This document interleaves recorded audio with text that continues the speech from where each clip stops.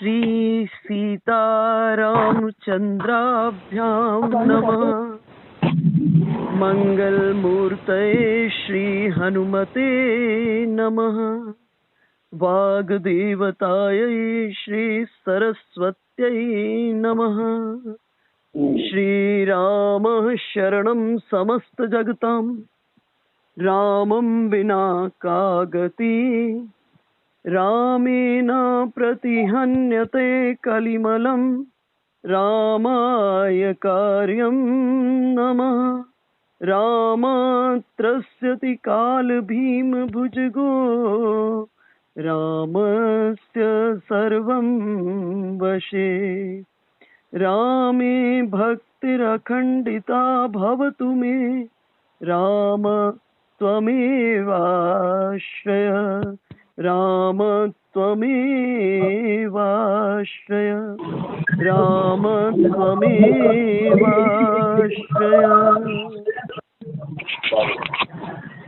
कल के सत्संग सत्र में हम चर्चा कर रहे थे भगवती पार्वती विवाह के बाद महादेव के साथ कैलाश पर आई और एक जन्म के बाद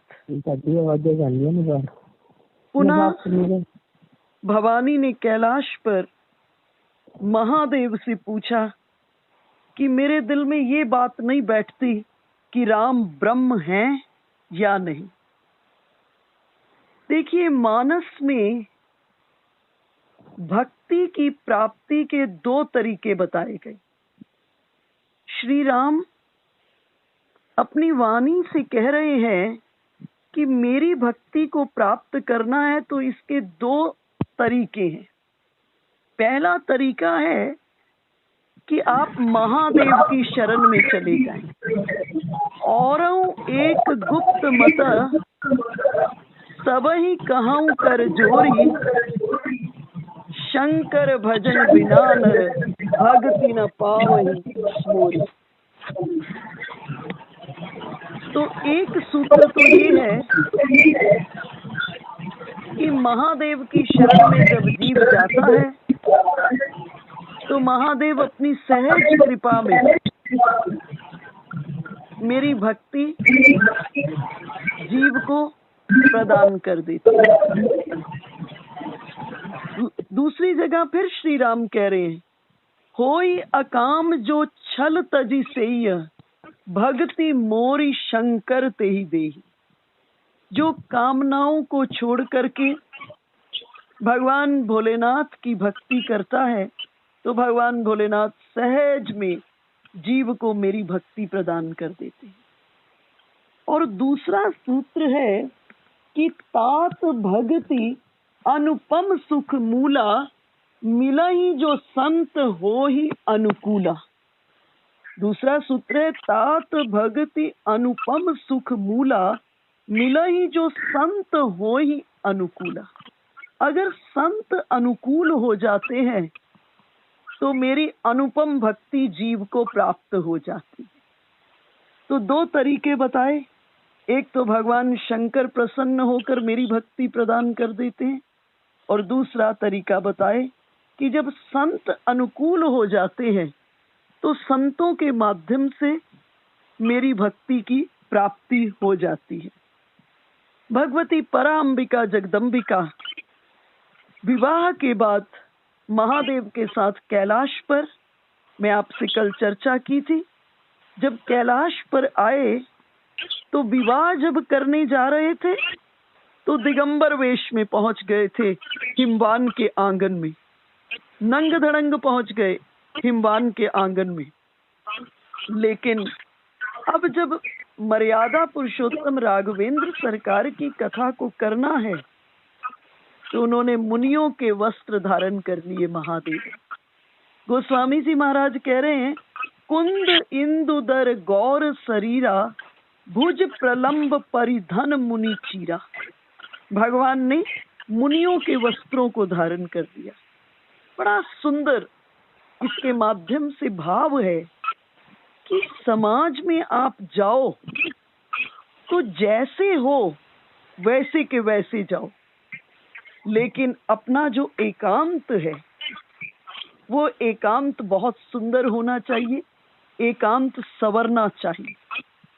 लेकिन यही गड़बड़ी हो जाती है, हम दूसरे पर प्रभाव डालने के लिए समाज में अपने को मर्यादित करते हैं, परंतु एकांत जो होता है वो दुर्गंध मार रहा है।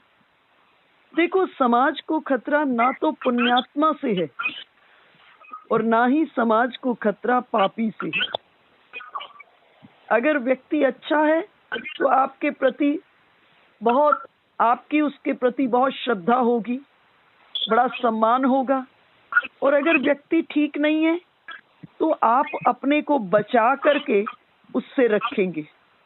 इसलिए समाज को ना तो खतरा पुण्यात्मा से है और ना ही समाज को खतरा पापी से है। समाज को खतरा किससे है? समाज को खतरा उससे है जो है तो पापी, लेकिन पुण्यात्मा का उसने नकाब पहन रखा है। ऐसे व्यक्ति को समझना बड़ा कठिन होता है, ऐसे व्यक्ति से समाज को खतरा होता है। इस कथा के माध्यम से गोस्वामी जी महाराज समझाना चाह रहे हैं कि हमारा एकांत बहुत सुंदर होना चाहिए, और जिसका एकांत जो घर में रह करके मर्यादित है, जो घर के भीतर में जिसका एकांत बहुत मर्यादित है। देखो, मंदिर में अक्सर हम लोग पॉलिश्ड जाते हैं, मंदिर में हम सब पॉलिश्ड जाते हैं, इसलिए वहां सहजता में झुक जाते हैं। लेकिन पता तो तब चलेगा जब विरोधी प्रतिरोधियों के मध्य में हम बैठे हैं, उस समय हमारी वृत्ति कैसी है। जब काम के तांडव पर हम बैठे हैं, उस समय हमारी वृत्ति कैसी है। जब धन की ढेरी पर हम बैठे हैं, उस समय हमारी वृत्ति कैसी है। हमने क्या साधना की, इसका पता तब ही चलेगा जीवन के भीतर में कि जब हम विरोधी प्रतिरोधियों के मध्य में बैठे हों, उस समय हम शांत हों। जिस समय हम धन की ढेरी पर बैठे हों, उस समय हम निर्लोभी हों। जिस समय हम काम के तांडव पर बैठे हों, उस समय हम निष्कामी हों। वो तभी संभव है जब हमारा एकांत, जब हमारा गृहस्थ, जब हम अपने अंतरंग के भीतर में मर्यादित होंगे। तो सुंदर गृहस्थ का प्रारंभ महादेव और पार्वती कहाँ से कर रहे हैं? सुंदर गृहस्थ का प्रारंभ राम कथा से कर रहे हैं। पति पत्नी के मिलन पर काम कथा नहीं फूटी, पति पत्नी के मिलन पर क्या प्रारंभ हो गया? राम कथा प्रारंभ हो गई। भगवती ने कहा कि एक जन्म के बाद भी मेरे मन में ये बात बैठ नहीं रही है, श्री राम ब्रह्म हैं, जो नृप तनयत ब्रह्म किमी। अगर राजा के बेटे हैं तो वो ब्रह्म कैसे हैं? और अगर ब्रह्म हैं तो नारी बिरह मति भोरी। एक पत्नी के हरण हो जाने पर इतने व्याकुल हो रहे हैं, खगमृगों से पूछ रहे हैं कि मेरी पत्नी को देखा है। कहीं वैसे मैंने उनके सभी चरित्रों को, उनके प्रभाव को मैंने मन के भीतर में देख लिया है, उनकी महिमा को मैंने समझ लिया है, लेकिन फिर भी बुद्धि में अभी भ्रम है। आप मुझे राम कथा सुनाए। देखो, कथा शब्द का अर्थ क्या है? कथा, हम रोज कहते कथा सुनो, कथा सुनो। कथा का वास्तविक अर्थ क्या है? कथा शब्द का अर्थ होता है, क कहते हैं रस को और था कहते हैं स्थापित करना। क कहते हैं रस को और था कहते हैं स्थापित करना। देखो, आप अपने घर में बैठे हैं, अभी से 1 घंटा पहले आप घर में थे, अभी कथा प्रारंभ नहीं हुई थी, तो मन में नाना प्रकार के विचार थे, नाना प्रकार का चिंतन था, नाना प्रकार की भविष्य की योजनाएं, वर्तमान के प्रति का उत्तरदायित्व, बहुत सी बातें मन के भीतर में चल रही थी। लेकिन जैसे कथा सुनना प्रारंभ किया तो कथा ने क्या किया? आपसे बिना इजाजत लिए हुए जहां आप थे वहां से खींच करके आपको रस के भीतर में सराबोर कर दिया। तो क कहते हैं रस को और था कहते हैं स्थापित करना। कथा शब्द की व्युत्पत्ति हुई है के रसे स्थितिम करोति यासा कथा। जो हमसे बिना इजाजत लिए हुए जहां हम भटक रहे हैं, जहां हम उलझे हुए हैं, जहां पर हम प्रतिष्ठित हैं, वहां से खींच करके ठाकुर जी के चरणों के भीतर में स्थापित कर दे, उसका नाम कथा है। महादेव भगवती को कह रहे हैं, राम कथा सुंदर करतारी, संशय विहंग उड़ावन हारी। राम कथा सुंदर करतारी, संशय विहंग उड़ावन हारी। बोले राम कथा क्या है? बोले वो सुंदर ताली है।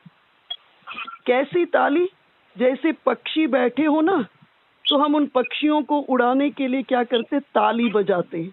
ताली बजाते तो पक्षी उड़कर दूर चले जाते। तो बोले राम कथा भी ताली है, परंतु किन पक्षियों को उड़ाने के लिए ताली है?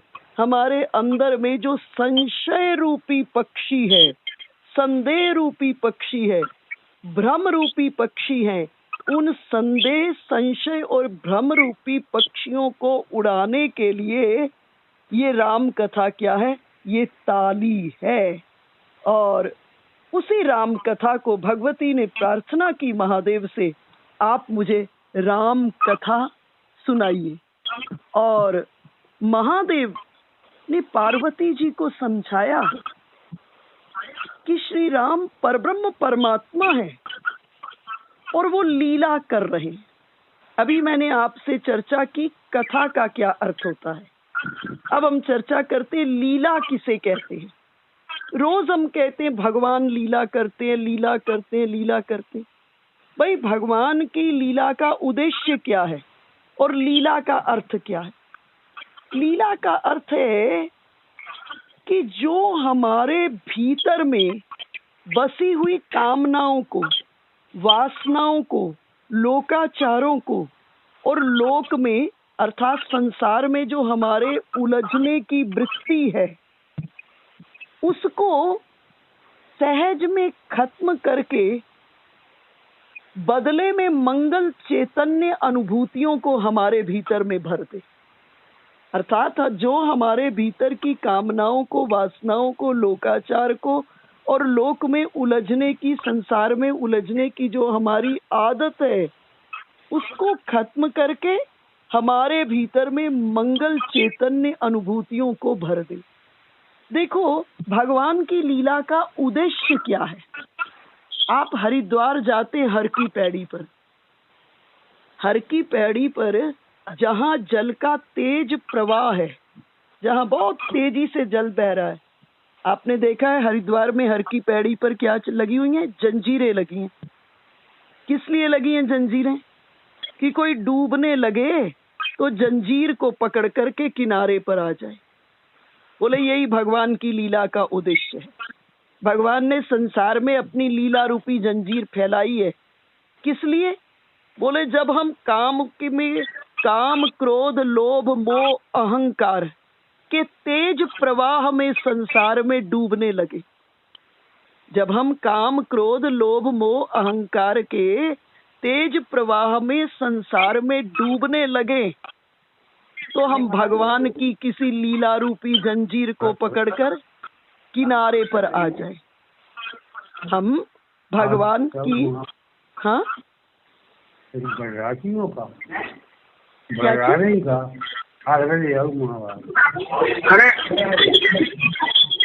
बाबूजी म्यूट कर लीजिए, सब लोग म्यूट कर लीजिए, आवाज मत करिए। तो हम भगवान की किसी लीला रूपी जंजीर को पकड़ करके किनारे पर आ जाए, ये भगवान की लीला का उद्देश्य है। अब इसको अपने जीवन में प्रयोग करके देखिए, इसको प्रयोग करके देखिएगा। जब किसी बात पर हम आपको क्रोध आ जाए, गुस्सा आ जाए किसी बात पर, ये तो समझ आ जाती है कि अब हमको गुस्सा आ गया। ये तो हम आपको समझ आ जाती है कि अब हमको क्रोध आ गया है। उस समय इसका प्रयोग करके देखिए। जब क्रोध आए तो एक काम कीजिएगा, 2 क्षण को अपने पास वापस लौटिएगा और उस समय ठाकुर जी से बात कीजिएगा। कहिएगा प्रभु आज हम आपका खेल देखना चाहते हैं।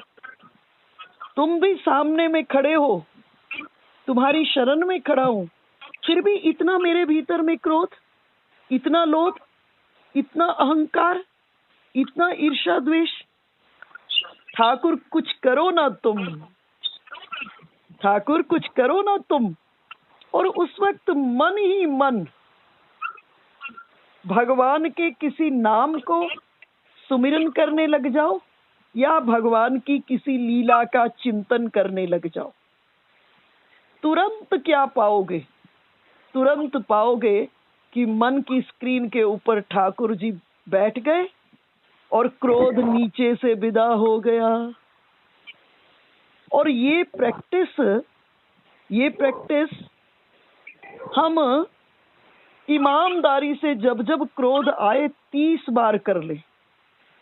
ये मेरा व्यक्तिगत अनुभव है, मैं गारंटी से कहती हूँ क्रोध सदा सदा के लिए विदा हो जाएगा, सदा सदा के लिए विदा हो जाएगा। तो लीला का उद्देश्य ही ये है कि जब हम इस संसार के भीतर में काम क्रोध लोभ मोह अहंकार के तेज प्रवाह के भीतर में उलझने लगे, डूबने लगे, तो उस समय भगवान ने जो इतनी लीला रूपी जंजीर बिछाई है, उस एक लीला रूपी जंजीर को पकड़ करके हम किनारे पर आ जाए। तो महादेव भी पार्वती जी को समझाए कि वो ब्रह्म है और लीला कर रही। ब्रह्म सब कुछ करने में शक्तिमान है। हे भगवती सुनो, वो बाप भी हो सकता है और वो बेटा भी हो सकता है। अगुण अरूप अलख अज जोई, भगत प्रेम बस सगुन सोई। बोले वो परमात्मा निर्गुण भी हो सकता है, सगुण भी हो सकता है।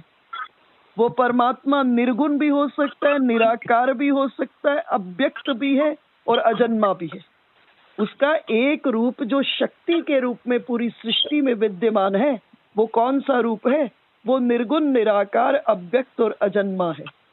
लेकिन जब भक्त का हृदय मचल जाता है, उस शक्ति रूप निर्गुण, निराकार, अव्यक्त, अजन्मा के दर्शनों को मचलता है भक्त का हृदय, तो उस निर्गुण निराकार ब्रह्म को सगुण साकार होना पड़ता है। इसलिए गोस्वामी जी महाराज कह रहे हैं, भगत प्रेम बस सगुण सोई। भगत के प्रेम के कारण उस निर्गुण निराकार को क्या होना पड़ता है? सगुण होना पड़ता है। मानस के भीतर में श्री राम जी के अवतार के कई कारण गिनाए। उन कारणों के भीतर में प्रारंभ के कारण तो गिरा दिए कि विप्रधेनु सुर संत हित लिन्न मनुज अवतार। विप्र अर्थात ब्राह्मण के लिए, धेनु अर्थात गाय के लिए, विप्रधेनु सुर देवताओं के लिए, संतों के लिए भगवान का अवतार हुआ, की रक्षा के लिए भगवान का अवतार हुआ। लेकिन उसके बाद फिर विशेष कारण जब गिनाए, तो उस विशेष कारण में यही बात कहे, सो केवल भगतन हितकारी। भगवान का अवतार का मुख्य उद्देश्य क्या है? मुख्य उद्देश्य है कि वो अपने भक्त के हित के लिए निर्गुण निराकार से सगुण साकार होते हैं। जिस समय कृष्णा अवतार की चर्चा होने लगी तो अनेक कारण गिराए भगवान के अवतार के, लेकिन गोपियां आगे चल के आई। गोपियों ने कहा श्री कृष्ण का अवतार किसी के लिए नहीं हुआ, श्री कृष्ण का अवतार केवल हमारे ऊपर लिए हुआ है, केवल हमारे लिए श्री कृष्ण का अवतार हुआ है। तो महादेव पार्वती जी को बताए कि उस परमात्मा को चलने के लिए पाँव की जरूरत नहीं है, उसको सुनने के लिए कान की जरूरत नहीं है, उसको कर्म करने के लिए हाथ की जरूरत नहीं है, उसको सभी रसों को भोगने के लिए उसको जिह्वा की आवश्यकता नहीं है। उसे बिनु बानी बक्ता बड़ जोगी, उसको बिना ही बानी के वो बहुत बड़ा योग्य वक्ता भी है। तो उस परमात्मा को कर्म करने के लिए इंद्रियों की आवश्यकता नहीं है। लेकिन जब भक्त का हृदय उस निर्गुण निराकार अव्यक्त अजन्मा के दर्शन के लिए मचलता है, तो वो निर्गुण निराकार सगुण साकार होकर के इस जगत में प्रकट होकर के नाना प्रकार की लीलाएं करते हैं। एक बार लक्ष्मी जी ने भगवान से पूछा कि आप भोजन करते भी हैं कि नहीं, क्योंकि आपके सामने में जब भोग की थाली रखी जाती है, जगत के लोग इतना आपको भोग लगाते हैं, उस भोग को आप ग्रहण करते भी हैं कि नहीं? क्योंकि आपके पास जो थाली रख दी जाती है और तुलसी दल डाल दिया जाता है, पर्दा लगा दिया जाता है, और उसके बाद जब उस प्रसाद को बाहर निकाला जाता है तो उसकी मात्रा में तो कमी नहीं होती। तो आप भोग लगाते भी हैं कि नहीं? भगवान ने कहा, मैं केवल दृष्टि से भोग लगाता हूँ, मैं केवल दृष्टि से भोग लगाता हूँ। भगवान की दृष्टि पड़ जाती है, भोग लग जाता है। भाई जब हम रखते हैं ना भगवान के सामने में, तो उसको क्या कहते हैं? भोग कहते हैं। तुलसी दल डाला, पर्दा लगा दिया, और जब थोड़ी देर बाद पर्दा हटाते हैं तो अब हम क्या कहते हैं? प्रसाद। ये भोग प्रसाद में कैसे परिवर्तित हुआ? रखा था तब तो भोग था, और उसके बाद पर्दा हटाया तो प्रसाद। तो ये भोग प्रसाद में कैसे परिवर्तित हुआ? भाई हमने केवल 1.25 किलो लड्डू नहीं रखा था, हमने 1.25 किलो बर्फी नहीं रखी थी, हमने केवल भोजन नहीं रखा था, हमने उसके भीतर में बहुत कुछ रखा था। हमारा उसमें भाव भी था, हमारी उसमें बहुत कामनाएं भी थी, हमारी उसमें बहुत वासनाएं भी थी। तो भगवान क्या करते हैं? उस प्रसाद की थाली में से जितना जितना भाव होता है उसको निकाल कर खा जाते हैं, और बदले में दुगनी कृपा को मिला देते हैं। और जब भोग में कृपा मिल जाती है तो वो किस में परिवर्तित हो जाता है? वो प्रसाद में परिवर्तित हो जाता है। तो लक्ष्मी जी ने फिर पूछा कि भाई कभी तो बहुत इच्छा होती होगी कि मैं भोजन करूं, क्या कभी इच्छा नहीं होती? भक्ति इतने इतने भोग रखते हैं, कभी इच्छा नहीं होती भोजन करूं? तो भगवान ने कहा, जब बहुत इच्छा हो जाती है कभी भोजन करने की, तो मैं संत की जीभ पर बैठ करके उसके रस का आस्वादन करता हूँ। तो वो ठाकुर लीला कर रहे हैं, और लीला के क्रम में वो कुछ भी कर सकते हैं जीव को आनंद देने के लिए। पार्वती जी ने फिर प्रश्न किया। पार्वती जी ने कहा, मेरा प्रश्न ये है कि उस निराकार को साकार क्यों होना पड़ा? उस निर्गुण निराकार को साकार क्यों होना पड़ा? क्या वो निराकार सर्व सामर्थ नहीं है? महादेव ने कहा, इसमें बहुत से कारण हैं, इसमें बहुत से कारण हैं। कहे कि जब जब होए धर्म के हानि, बाढ़हि असुर अधम अभिमानी, करहि अनीति जाई नहीं बरनी, सीदहि विप्र धेनु सुर धरनी, तब तब प्रभु धरी विविध शरीरा, हरहि कृपा निधि सज्जन पीरा। कहे जब जब धर्म की हानि होती है, इस संसार में आसुरी वृत्ति वाले लोग बढ़ते हैं, अभिमानी लोग बढ़ते हैं, नाना प्रकार से अनीति करने में जब लोग प्रवृत्त हो जाते हैं, जब जगत के लोग विप्र धेनु सुरधरनी को कष्ट देने लग जाते हैं, ब्राह्मण को, गाय को, देवता को, पृथ्वी को कष्ट देने लगते हैं, तब भगवान क्या करते हैं? तब तब प्रभु धरि विविध शरीरा, हरहि कृपा निधि सज्जन पीरा। तब भगवान अनेकों लीलाएं करने के लिए अनेकों रूपों में जगत के भीतर में कृपा करके कृपा निधि सज्जनों की पीड़ा को हरण करने के लिए इस पृथ्वी पर प्रकट होते हैं। तो कल हम चर्चा कर रहे थे धर्म तत्व की, आज उसी तत्व को थोड़ा और गहरा करती हूँ। देखो, शास्त्रों ने धर्म की दो फोल्ड की और डेफिनेशन दी है। शास्त्रों ने कहा विधि रूपी धर्म और निषेध रूपी धर्म।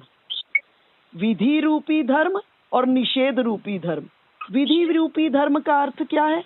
विधि रूपी धर्म का अर्थ होता है ये करने से धर्म का पालन होता है। और निषेध रूपी धर्म का अर्थ क्या है? ये न करने से धर्म का पालन होता है। तो धर्म दोनों हिस्सों से देखा जाएगा, सम्यक रूप से धर्म दोनों हिस्सों से होगा। सिर्फ एक के पालन करने से बात नहीं बनेगी। सिर्फ धर्म ने जो कहा है वो करने से धर्म का पालन नहीं होगा। उसी वक्त ध्यान रखना पड़ेगा, शास्त्र ने जो नहीं करने को कहा है उसको न करके धर्म का पालन करना होगा।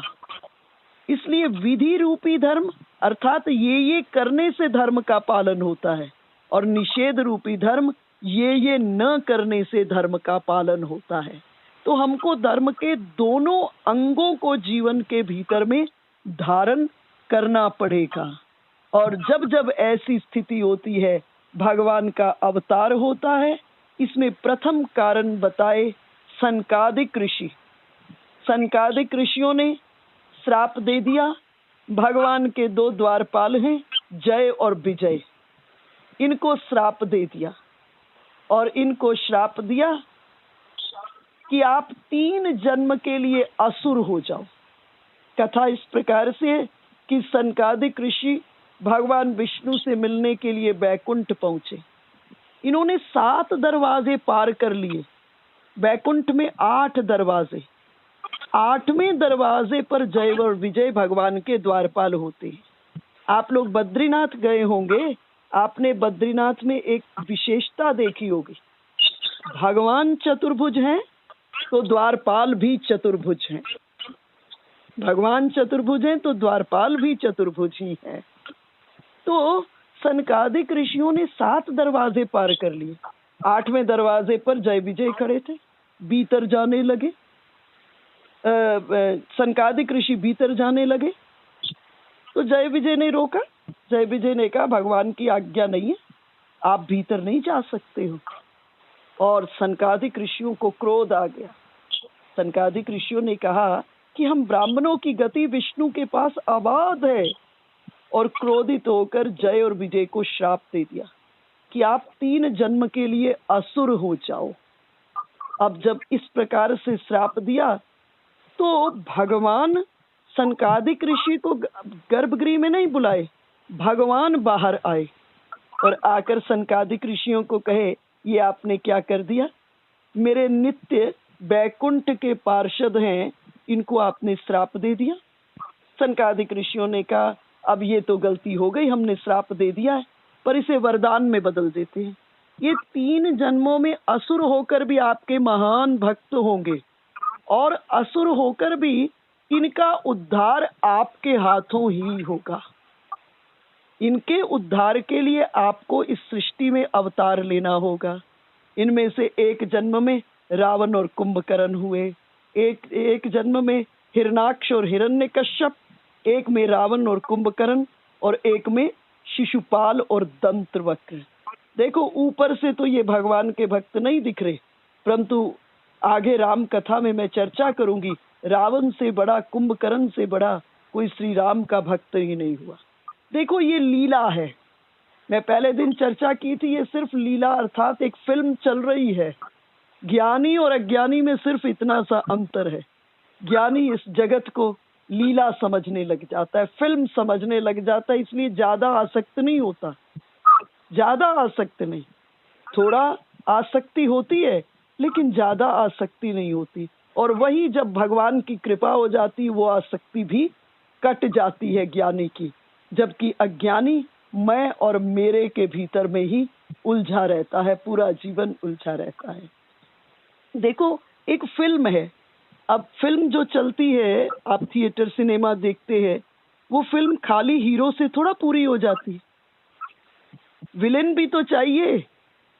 अब आप विचार कीजिए, राम जब उस फिल्म के हीरो हैं तो विलेन कितना सशक्त चाहिए, कमजोर थोड़ा लड़ पाएगा त्रिभुवन के ठाकुर के साथ।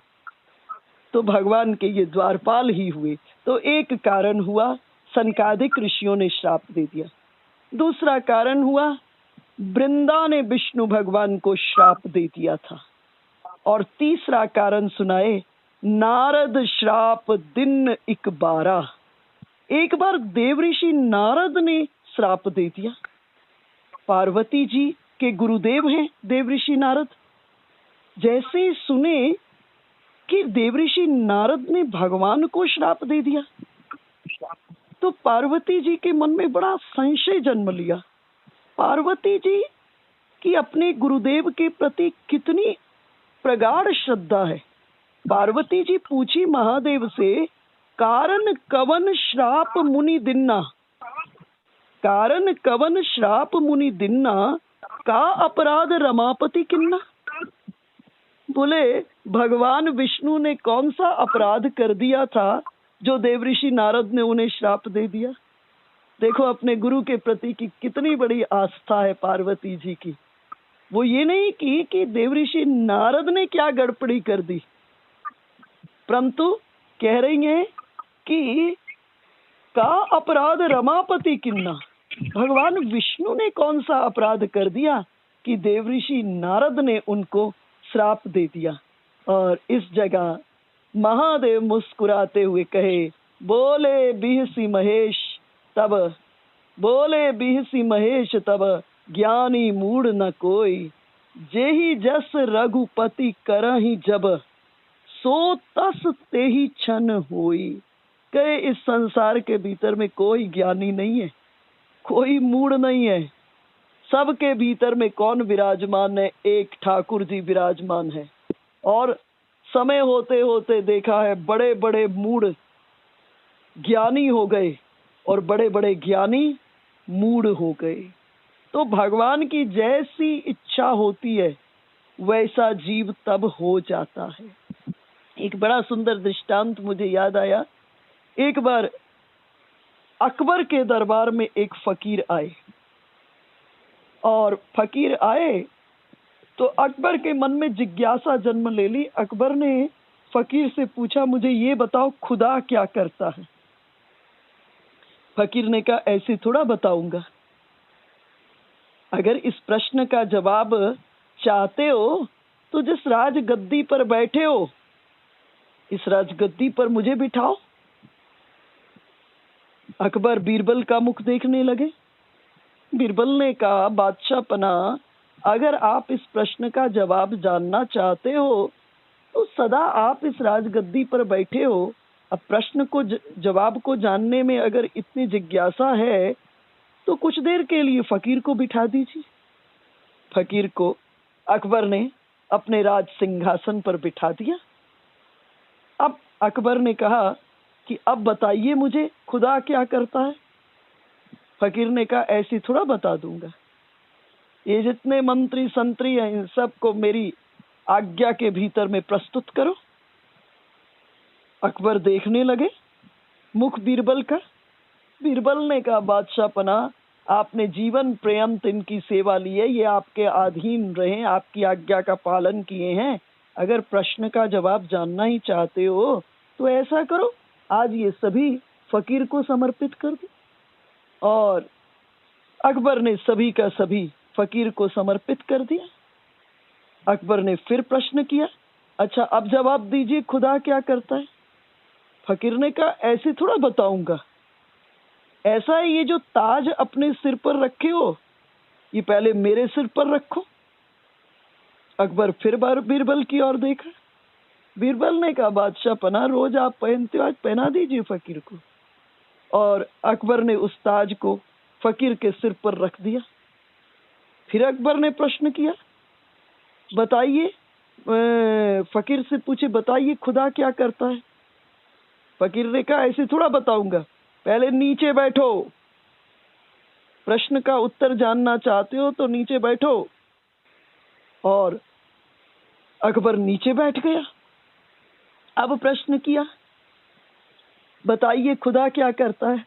फकीर मुस्कुराते हुए बोले, कुछ नहीं करता, थोड़ी देर पहले तुम राज सिंहासन पर बैठे थे, मैं नीचे बैठा हुआ था, और अब मैं राज सिंहासन पर बैठा हुआ हूँ और तुम नीचे बैठे हो।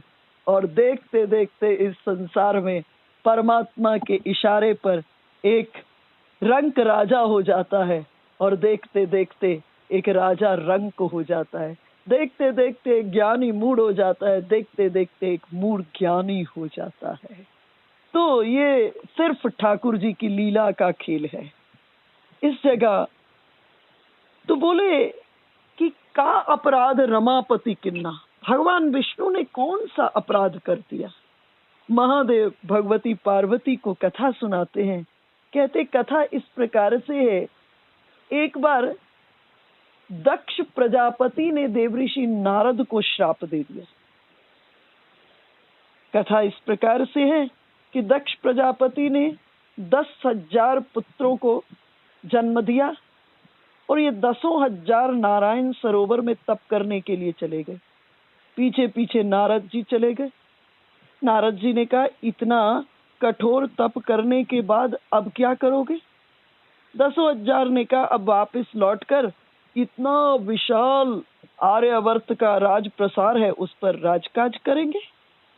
नारद जी कहे, इतना ज्ञान प्राप्त करके फिर संसार में उलझोगे। नारद जी ने इनको बहुत ज्ञान दिया, और ये 10,000 बाबा जी हो गए। दक्ष प्रजापति को पता चला तो बहुत बुरा लगा कि मेरे 10,000 पुत्र ज्ञान प्राप्त करके राजकाज करते तो कितना अच्छा होता, कितनी मुझे सुविधा हो जाती, और ये नारद ने 10,000 को बाबा जी बना दिया। परंतु कुछ कहे नहीं, मौन रहे। पुनः 1,000 पुत्रों को उत्पन्न किए। ये 1,000 भी अपने बड़े भाइयों की तरह ये सभी 1,000 नारायण सरोवर पर तप करने के लिए चले गए। पीछे पीछे नारद जी चले गए। नारद जी ने कहा, छोटे भाइयों को सदा बड़े भाइयों के पद चिन्हों पर चलना चाहिए, और इन्हें भी बहुत ज्ञान देकर के बाबा जी बना दिया। अब दक्ष को बहुत क्रोध आया, और क्रोधित होकर के दक्ष ने देवऋषि नारद को श्राप दे दिया। इस जगह देवऋषि नारद और दक्ष के बीच में बहुत बड़ा शास्त्रार्थ हुआ। देवऋषि नारद ने दक्ष से पूछा कि दक्ष, मुझे एक बात बताओ कि क्या तुम त्याग को भोग और संग्रह से श्रेष्ठ नहीं मानते हो? क्या तुम त्याग को भोग और संग्रह से श्रेष्ठ नहीं मानते हो? दक्ष ने कहा, मानता हूं, लेकिन ये त्याग भोग और संग्रह के बाद आना चाहिए, न कि भोग और संग्रह से पहले आना चाहिए। अगर भोग और संग्रह से पहले ये त्याग आ गया जीवन में तो क्या होगा, भोग में वापस जाने की गुंजाइश है। इसलिए सनातन धर्म ने किसी चीज को छोड़ने के लिए नहीं कहा। सनातन धर्म ने कहा छूट जाए। फल जब पक जाता है तो अपने आप डाल से नीचे गिर जाता है, और जब कच्चा होता है तो उसको तोड़ना पड़ता है। छोड़ने का अर्थ है कि अभी रस बाकी बचा हुआ है, और छूट जाने का अर्थ है रस बचा ही नहीं, सारे का सारा रस खत्म हो गया। श्रीमद् भगवद गीता में दूसरे अध्याय में कृष्णचंद्र इसका वर्णन करते हैं। विषया विनिवर्तन्ते निराहारस्य देहिना रसावर्जम रसोपि यस्य परम दृष्ट्वा निवर्तते। कहे विषयों को छोड़ना कठिन नहीं है। विषया विनिवर्तन्ते, विषयों को छोड़ना कठिन नहीं है। जरा सा बुद्धि का अंकुश लगाओगे आप विषयों से मुक्त हो सकते हो, बुद्धि का अंकुश लगाकर विषयों से मुक्त हो सकते हो। लेकिन कठिन क्या है छोड़ना? बोले कठिन छोड़ना है विषयों से जो प्राप्त रस है, विषयों से प्राप्त रस जो है उस रस को छोड़ना कठिन है। न तो वस्तुओं को छोड़ना कठिन, न व्यक्तियों को छोड़ना कठिन। कठिन किसको छोड़ना है? वस्तुओं से प्राप्त जो रस है, व्यक्तियों से प्राप्त जो रस है, उस रस को छोड़ना बड़ा कठिन है। लेकिन ये रस कब छूटता है? बोले ये रस तब छूटता है जब परम दृष्ट्वा निवर्तते, जब पर दृष्टि पड़ जाती है, अर्थात परमात्मा पर दृष्टि पड़ जाती है। और जैसे ही परमात्मा पर दृष्टि पड़ी, संसार के जितने भी रस हैं वो सब फीके हो जाते हैं और गुठली छिलके की तरह छूटकर जीव परम रस का आस्वादन अपने जीवन में करता है। तो दक्ष ने नारद जी को श्राप दे दिया। नारद जी आनंदित हो गए, श्राप दिया कहीं भी ज्यादा देर रुकोगे नहीं। दूसरा श्राप दिया तुम्हारा कभी विवाह नहीं होगा। नारद जी आनंदित होकर चल दिए। चलते चलते हिमालय में पहुंच गए। एक बड़ी सुंदर गुफा थी, उस गुफा में बड़ा सुरम्य वातावरण था। देव ऋषि नारद जाके बैठ गए और जैसे ही बैठे भगवान के ध्यान में प्रवेश कर गए, भगवान का सुमिरन करने लगे। और गोस्वामी जी महाराज कह रहे हैं, सुमिरत हरि श्राप गति बाधी, सहज विमल मन लागी समाधि। बोले जैसे ही सुमिरन में प्रवेश किए, जो श्राप दिया था ना दक्ष ने कि ज्यादा देर रुकोगे नहीं कहीं, वो श्राप की गति भी खत्म हो गई। मन क्या हुआ? विमल, अर्थात सारे का सारा मल खत्म हो गया, शुद्धाति शुद्ध हो गया और समाधि के भीतर में जाकर के प्रवेश कर गए। और जैसे ही समाधि के भीतर में प्रवेश किए तो समाधि कैसी लग गई? बहुत देर अखंड समाधि हो गई, बड़ी लंबी समाधि हो गई। और इधर इंद्र को चिंता होने लगी। इंद्र को चिंता होने लगी कि ये देवऋषि तो कभी समाधि में बैठते नहीं थे, आज इतने लंबी समाधि पर बैठ गए हैं। कहीं इनके मन में मेरे इंद्रासन को पर कब्जा करने का, मेरे इंद्रासन को दखल करने की इच्छा तो नहीं हो गई है? इसलिए तो नहीं इतनी लंबी समाधि के भीतर में अवस्थित हो गए हैं। देखो साधना में कितनी शक्ति है। पृथ्वी पर एक संत साधना कर रहा है और स्वर्ग में बैठा हुआ श्रीमंत कांप रहा है। इंद्र स्वर्ग में बैठा हुआ कांप रहा है। ये साधना की शक्ति है। सुमिरत हरि श्राप गति बांध, जैसे ही भगवान के सुमिरन में प्रवेश किए, श्राप तो खत्म हो गया और मन के आसन पर कौन आकर बैठ गए? ठाकुर जी आकर बैठ गए। और हमारे शास्त्रों ने एक ही आदेश किया है, कहा है मन के आसन को खाली मत छोड़ना। जब तक मन के आसन पर ठाकुर जी बैठे हैं तब तक कोई विकार आ ही नहीं सकता। और जरा सी असावधानी हुई, जरा सी असावधानी हुई तो ये जितने भी विकार है ना, ये मन के सिंहासन पर आकर के विराजमान हो जाते हैं।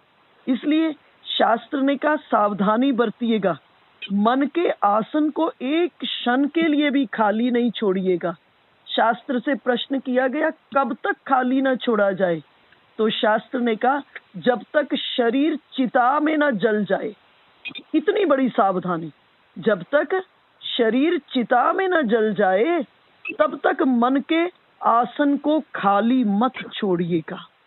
और कामदेव को इंद्र ने याद किया। इंद्र ने कहा कामदेव को जाओ देवऋषि नारद को समाधि से उपराम करो। कामदेव ने कहा कि ऋषि को समाधि से उपराम करना, इसमें है तो बड़ी कठिनाई, पर चलो देवताओं का काज है तो इसलिए मैं जाता हूँ। कामदेव अपने साथ शीतल मंद सुगंधित समीर को लेकर, अप्सराओं को लेकर, वाद्यों को लेकर, सभी प्रकार के आप कह सकते हैं काम को उद्दीपन करने की सामग्री को साथ लेकर, काम को जगाने की सामग्री को साथ लेकर देव ऋषि नारद उसी जगह पहुंच गए। कामदेव उसी जगह पहुंच गए जहां गुफा में देव ऋषि नारद समाधि थे। काम ने नाना प्रकार से प्रभाव डालने का प्रयास किया, नाना प्रकार से, लेकिन स्थिति क्या थी? वो समाधि के भीतर में थे। और समाधि का अर्थ क्या होता है? समाधि का अर्थ आंख मुख नाक बंद करना नहीं है। समाधि का अर्थ होता है बाहर के रूप, बाहर के रंग, बाहर के शब्द, बाहर के स्पर्श, इस सब से सर्वथा मुक्त होकर अपने स्वरूप में आकर अवस्थित होना, और अपने स्वरूप में अवस्थित होकर परब्रह्म के रस का आस्वादन करना। अपने स्वरूप में अवस्थित होकर उस परमात्मा के रस का आस्वादन करना, इसका नाम समाधि है। तो वो समाधि में, और इधर कामदेव ने अद्भुत काम का तांडव रच दिया। परंतु समाधि में इसने बाहर का रूप भी प्रभावित नहीं किया, बाहर के शब्द से भी सर्वथा मुक्त, बाहर के रूप से, स्पर्श से, शब्द से, सब से मुक्त। और काम ने नाना प्रकार से प्रयास किया, और तभी देव ऋषि नारद समाधि से उपराम हुए।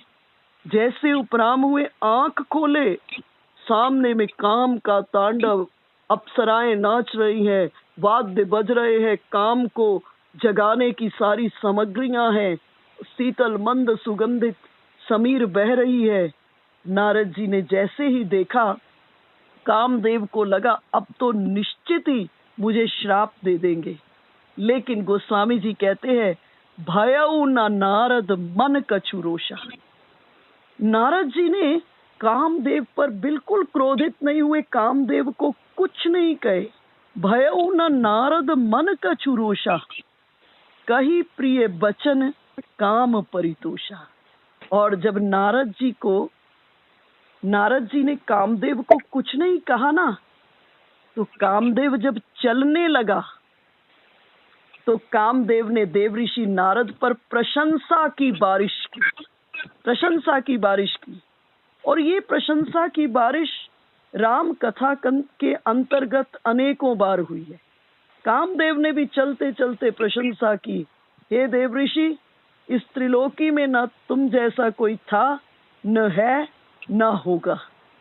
तीन ही लोक त्रिभुवन मत मोरे, पुण्य सी लोक तात तर तोरे। और प्रशंसा के भीतर में एक बड़ा दुर्गुण होता है।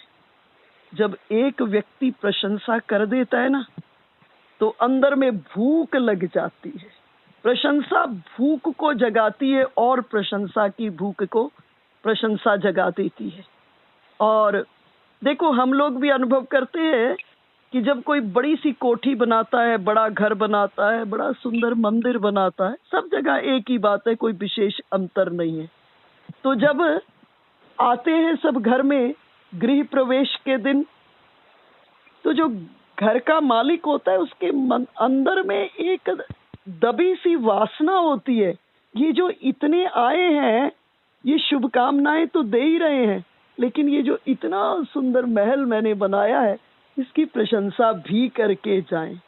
अंदर में ये एक दबी सी वासना भरी होती है। इसका वर्णन गुरुदेव रविंद्रनाथ कर रहे हैं। जब गुरुदेव रविंद्रनाथ को गीतांजलि पर नोबेल प्राइज मिला, नोबेल पुरस्कार उनको मिला, तो गुरुदेव कहते, विश्व से अभिनंदन पत्र, प्रशस्ति पत्र, अभिनंदन पत्र, जगह जगह से बधाई आ रही है। लेकिन एक पड़ोसी था, गुरुदेव कह रहे, मेरा जो पड़ोसी था उसने मुझे बधाई नहीं दी। बोले, विश्व से प्रशंसा प्राप्त हो रही है, और ये जो पड़ोसी ने बधाई नहीं दी, मुझे अंदर के भीतर में बड़ी पीड़ा हुई। बोले, मैं रोज उस पड़ोसी के घर से गुजरता, वो मुझे देखता, लेकिन उसने मुझे बधाई नहीं दी। कई दिन गुजर गए। बोले, एक दिन मैं इसको बर्दाश्त नहीं कर पाया, जब मैं वापस लौटा, मैं ही उसके चरण को पकड़ लिया। जैसे ही चरण को पकड़ा, तो पड़ोसी बोला, रविंद्रनाथ, बधाई हो, बधाई हो, बधाई हो। अर्थात जैसे ही मैंने अहंकार को छोड़ा वैसे ही उस पड़ोसी ने मुझको बधाई दी। तो नारद जी की जो चलते वक्त कामदेव ने प्रशंसा की, तो इससे नारद जी के अंतरंग में प्रशंसा की भूख जग गई। देखो, भूख का अर्थ मुट्ठी दो मुट्ठी अनाज नहीं होता। सबकी भूख अलग अलग है, सबकी भूख अलग है। किसी की भूख ज्ञान भी है, किसी की भूख भक्ति भी है, किसी की भूख सांसारिक वैभव है, किसी की भूख प्रतिष्ठा है। सबकी भूख का रेंज अलग अलग है। तो नारद जी के मन में भाव आया कि कामदेव ने तो मेरी प्रशंसा कर दी है, अब जरा मैं कामारी के पास चलूं। कामारी अर्थात भगवान शंकर के पास चलूं। और आज देवऋषि नारद भगवान शंकर के पास आए और भगवान शंकर ने देवऋषि नारद का बहुत स्वागत सत्कार किया। कहा, देवऋषि इस बार आप बहुत दिन बाद आए, आप आते हो तो कोई सुंदर भगवान की कथा को सुनाते हो, हृदय रोमांचित हो जाता है। आज बहुत दिन बाद आए, बहुत स्वागत किया देवऋषि का और कहा कोई सुंदर राम कथा सुनाए। अब नारद जी के अंदर में तो गड़बड़ी हो चुकी है। नारद जी ने क्रोध को तो जीत लिया, नारद जी ने क्रोध को तो जीत लिया, लेकिन गड़बड़ी क्या हो गई? क्रोध को जीता, इधर से काम फूट गया। जैसे एलोपैथिक मेडिसिन होती है ना, अगर किसी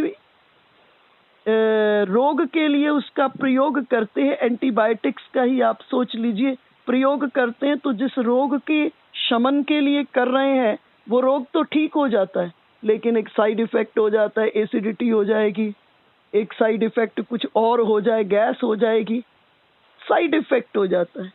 तो ये क्रोध को तो जीत लिया देवऋषि नारद ने, लेकिन साइड में क्या फूट पड़ा? अहंकार फूट पड़ा। अहंकार फूट गया कि मैंने काम को जीत लिया है, मैंने काम को जीत लिया है, मैंने क्रोध को जीत लिया है। देखिए, जीवन में जब भी सफलता प्राप्त हो, जब भी किसी कॉर्नर से आपको सफलता मिले, पद के माध्यम से, प्रतिष्ठा के माध्यम से, धन के माध्यम से, संबंधों के माध्यम से, किसी माध्यम से आपको संसार में सफलता की प्राप्ति हो,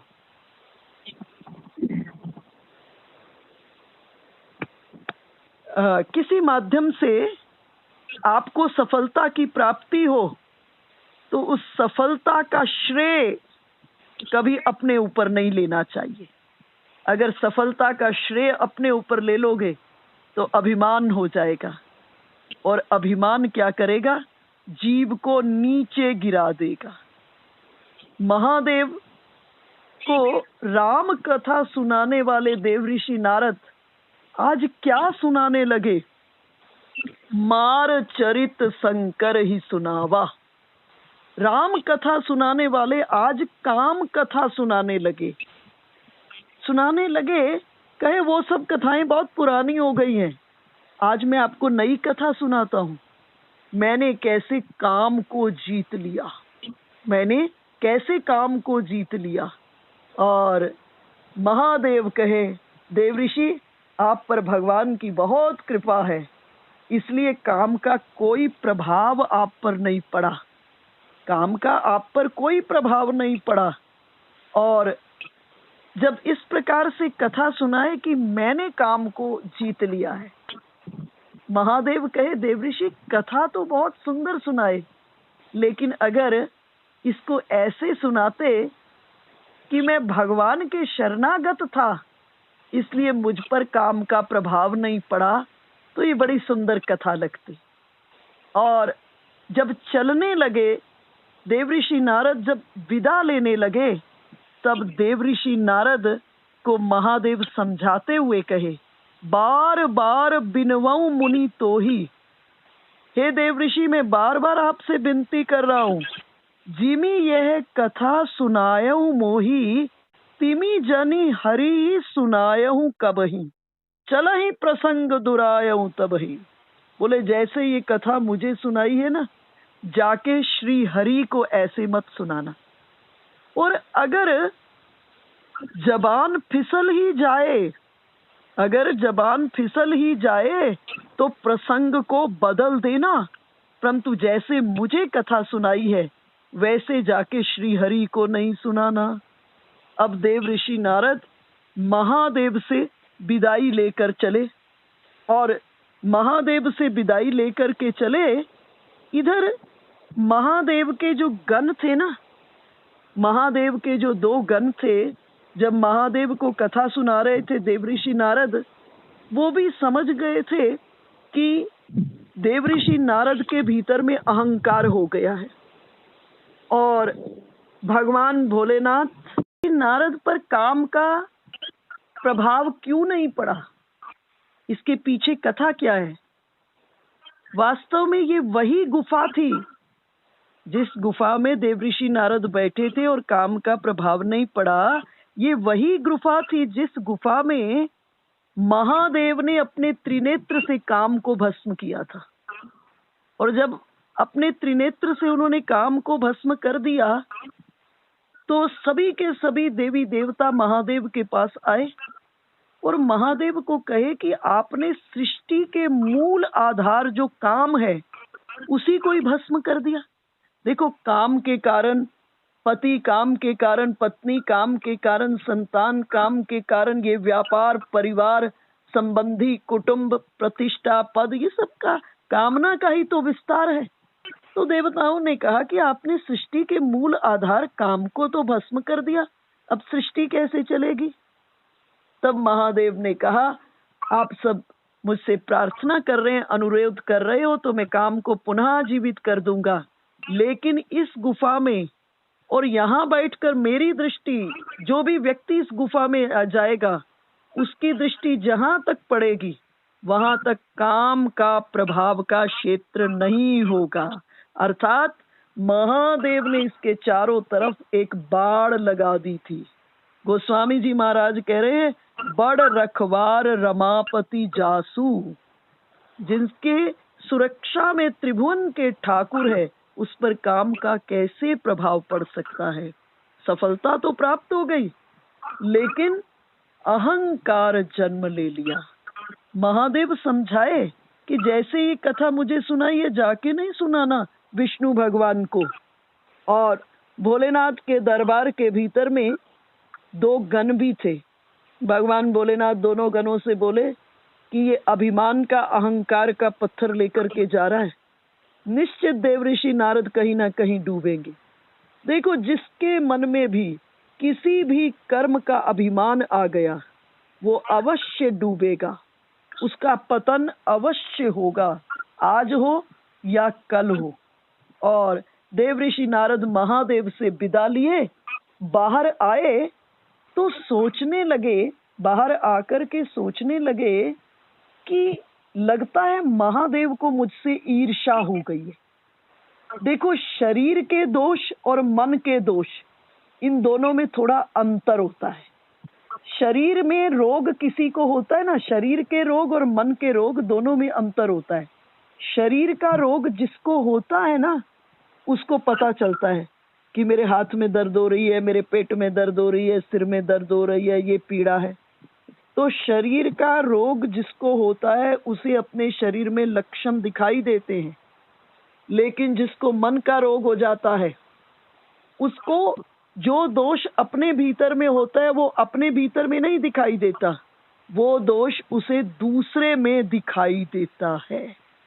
तो लगा देवऋषि नारद को कि लगता है महादेव को मुझसे ईर्ष्या हो गई है, क्योंकि महादेव ने तो काम को भस्म कर दिया था। अर्थात महादेव ने काम को तो भस्म किया, इसका मतलब महादेव के भीतर में क्रोध है, लेकिन मैंने तो काम को जीत लिया है। मैंने काम को भस्म नहीं किया, मैंने काम को जीत लिया है। यही चिंतन करते करते कहाँ पहुंच गए?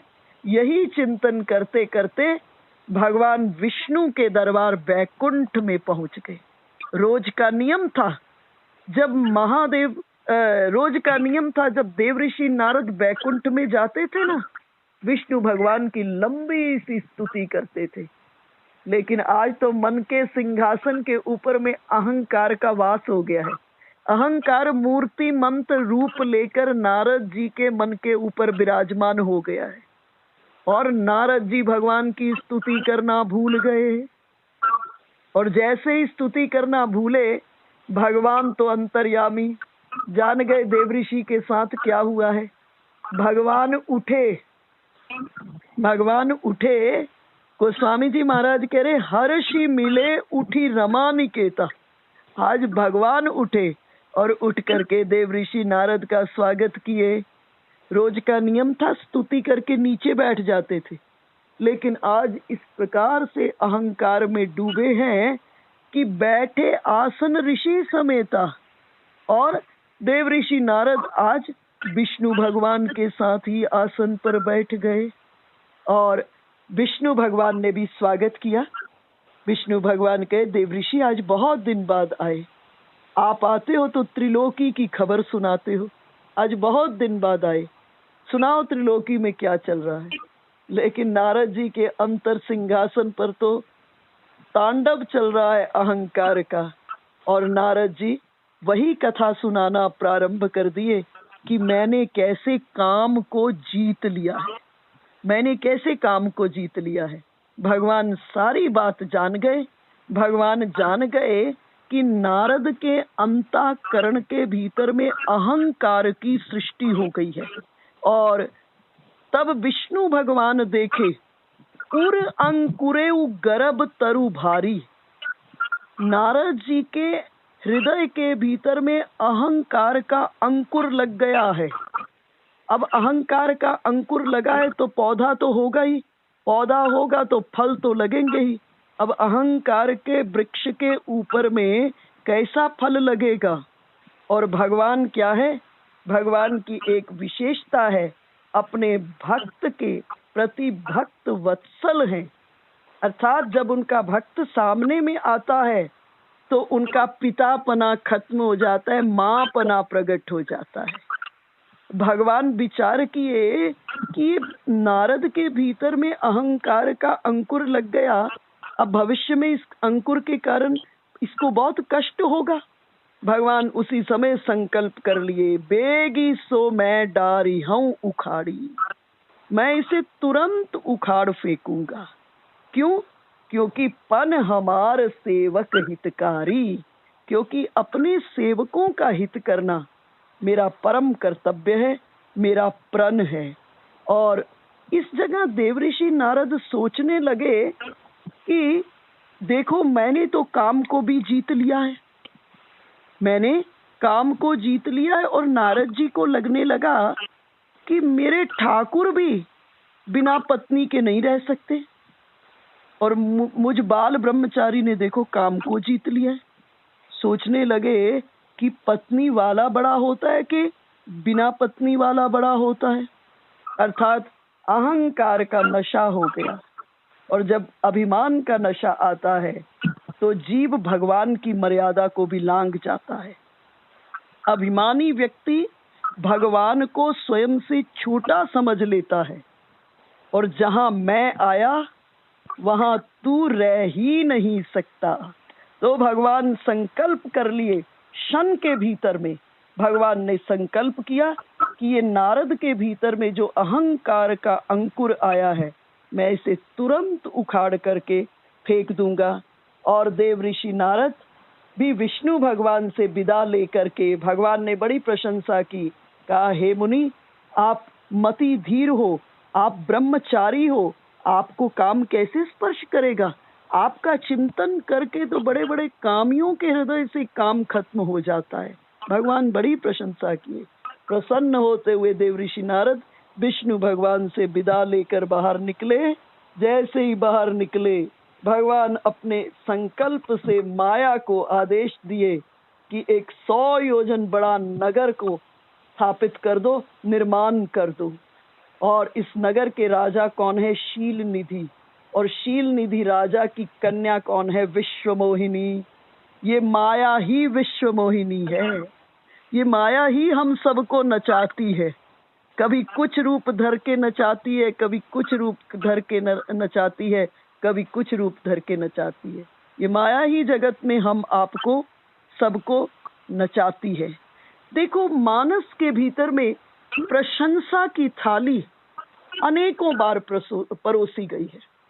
जैसे कामदेव ने देवऋषि नारद के सामने में प्रशंसा की थाली को परोसा, उसी तरह से राम कथा के अंतर्गत अनेकों बार प्रशंसा की थाली को परोसा गया है। जिस समय चित्रकूट में भरतलाल जी पहुंचे, उस समय राघवेंद्र सरकार ने भी भरतलाल जी के सामने में प्रशंसा की थाली को परोसा। भरतलाल जी को श्री राम कहे कि भरत, इस त्रिलोकी में 3 लोक त्रिभुवन मत मोरे, पुण्यसी लोक तात तर तोरे। हे भरत, इस त्रिलोकी में न तो तुम जैसा भाई था, न है, न होगा।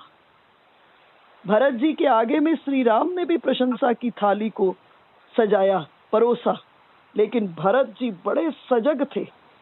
भरत जी के सामने में जब भगवान ने प्रशंसा की थाली को परोसा, तो भरत जी ने उस प्रशंसा की थाली को ठाकुर जी के सामने में रख दिया भोग लगाने के लिए।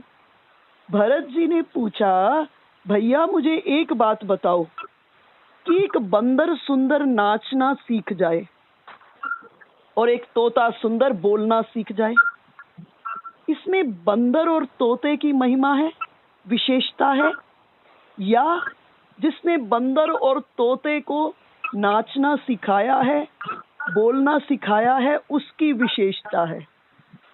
श्री राम कहे, भरत, वास्तव में तो विशेषता उसी की है जिसने तोते और बंदर को बोलना और नाचना सिखाया है। भरतलाल जी कहे, भैया फिर आप इस भरत के सामने में इतनी बड़ी प्रशंसा की थाली क्यों परोस रहे हो? इसके वास्तविक हकदार आप हैं। भरत आपका तोता और बंदर है, और इस भरत से जो भी कुछ हुआ है वो आपके कारण हुआ है। आप उसके मुख्य स्रोत हैं, आपके कारण ये सब हुआ है। और भरत जी के सामने में जो प्रशंसा की थाली को परोसा, भरतलाल जी ने भगवान के आगे की तरफ उस थाली को सरका कर कहा, प्रभु, हम भोग ग्रहण करने के अधिकारी नहीं हैं। भोग बड़ा गरिष्ठ होता है, आप इस भोग को स्वीकार कीजिए। जब ये प्रसादी हो जाएगा तब हम इसको ग्रहण करेंगे। तो भरतलाल जी भगवान को भोग लगाए, लेकिन नारद जी भगवान को भोग लगाना भूल गए। अगर भगवान को भोग लगा देते तो सब बात खत्म हो जाती कि प्रभु, ये आपकी कृपा के कारण ऐसा हुआ है कि मुझ पर काम का प्रभाव नहीं हुआ। लेकिन नारद जी भोग लगाना भूल गए। देखो, जब श्री राम 14 बरस के बाद अवध में वापस लौटे, तो अवध वासियों ने श्री राम के सामने में भी प्रशंसा की थाली को परोसा।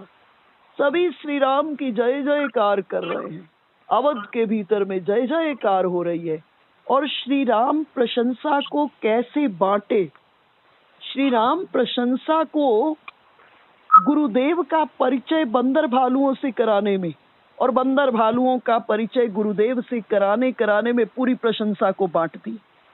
सबसे पहले गुरुदेव का परिचय बंदर भालुओं से कराते हुए श्री राम कहे, गुरु वशिष्ठ कुल पूज्य हमारे, इनकी कृपा तनुज रन मारे।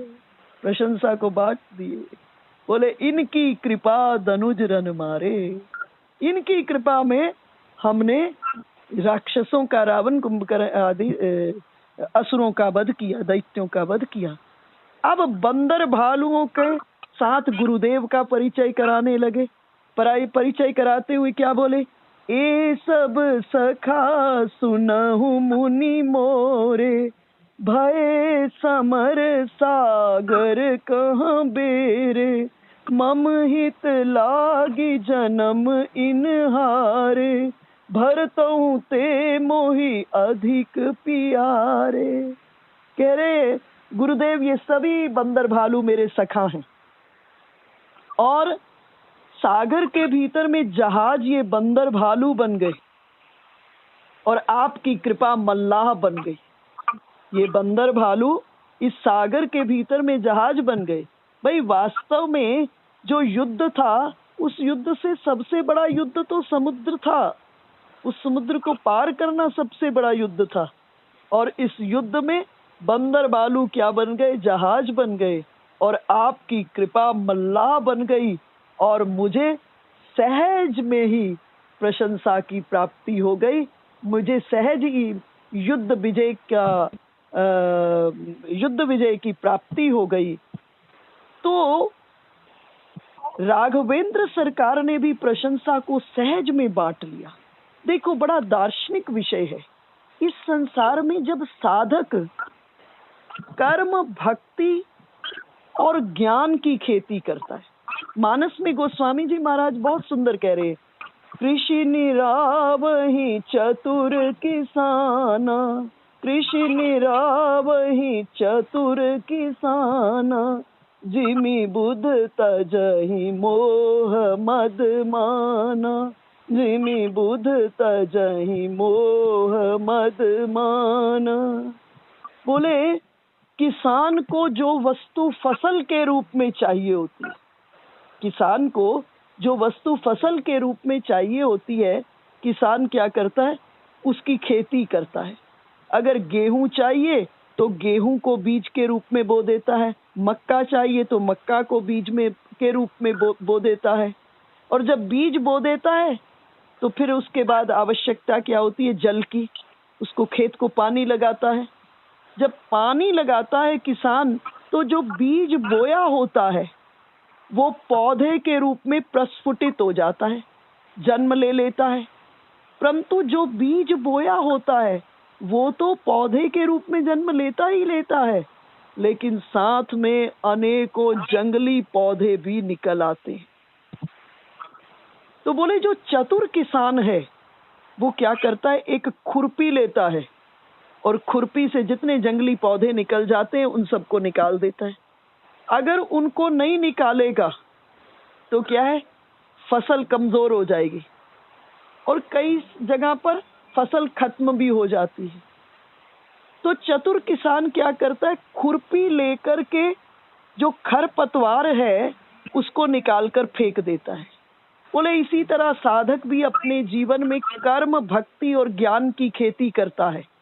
और जब साधक कर्म, भक्ति और ज्ञान की खेती करता है और जब खेती करता है तो जगत के लोग प्रशंसा की बारिश करते हैं।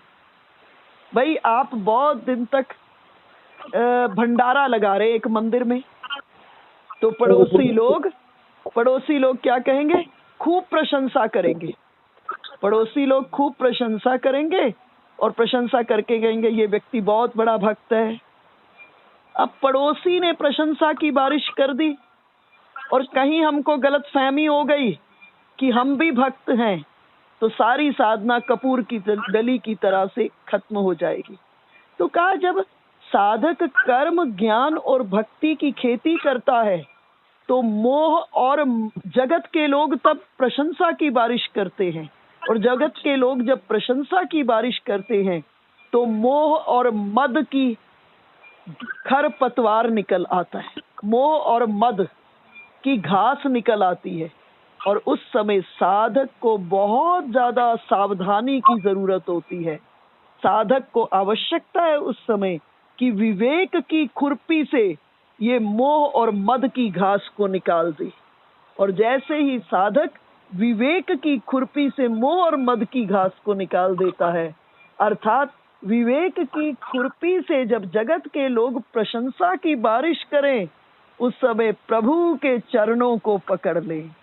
मानस के अंदर बहुत सुंदर वर्णन आता है, जिस समय हनुमान जी सीता जी से चूड़ामणि लेकर के वापस लौटे, चूड़ामणि लेकर के वापस लौटे राघवेंद्र सरकार के पास, श्री राम भी हनुमान जी की बहुत प्रशंसा की। कहे, हे कपि, मैं आपके ऋण से कभी उऋण नहीं हो सकता हूँ। और जब प्रशंसा करने लगे, श्री हनुमान जी जोर जोर से पुकारने लगे, रक्षा करो, रक्षा करो, रक्षा करो। भगवान कहे, हनुमान, जिस समय तुम जा रहे थे, लंकनी आई, मैनाक आया, सुरसा आया, आई, सिंगिका आई, तुमने एक बार नहीं मुझे पुकारा रक्षा करो रक्षा करो। और आज तुम इतने भाव विह्वल होकर, जबकि लंका से सुरक्षित वापस लौट आए, लंका को जलाकर लौट आए, चूड़ामणि लेकर, सीता जी को संदेश देकर चूड़ामणि लेकर के वापस लौट आए हो, और अब इस प्रकार से व्याकुल होकर मुझे पुकार रहे हो रक्षा करो रक्षा करो रक्षा करो। हनुमान जी ने कहा, प्रभु जगत में कोई साधारण व्यक्ति किसी की थोड़ी सी प्रशंसा कर देता है तो उसको अहंकार हो जाता है, और यहाँ आप तो त्रिभुवन पति हैं ठाकुर, अगर आप मेरी प्रशंसा कर देंगे तो मैं अहंकार से कैसे बचूंगा। हनुमान जी पुकारने लगे और अपने सिर को भगवान के चरणों में, और भगवान के दोनों हाथ हनुमान जी के सिर के ऊपर में। और इस दृश्य को कौन देख रहे? भगवान शंकर। नेत्रों से अविरल अश्रुधार बहने लगा भगवान शंकर का।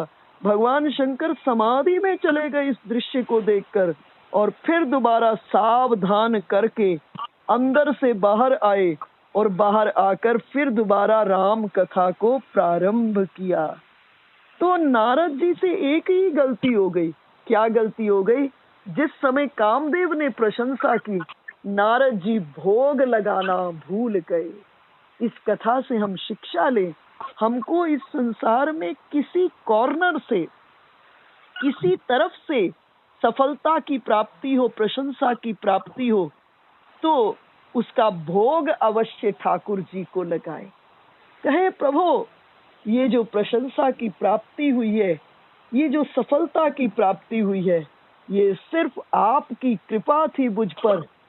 मुझको निमित्त बना करके आपने इस जगत में मुझे ये सब प्रदान किया। जब ये कह दोगे, त्रिभुवन के ठाकुर आपके इस भाव पर रीझ जाएंगे और आपका अंतरंग निर्मल हो जाएगा, आपका अंतरंग शुद्ध हो जाएगा, आपका अंतरंग शांत हो जाएगा, और आप जरा सा भी अपने जीवन के भीतर में अहंकार आपको स्पर्श नहीं कर पाएगा।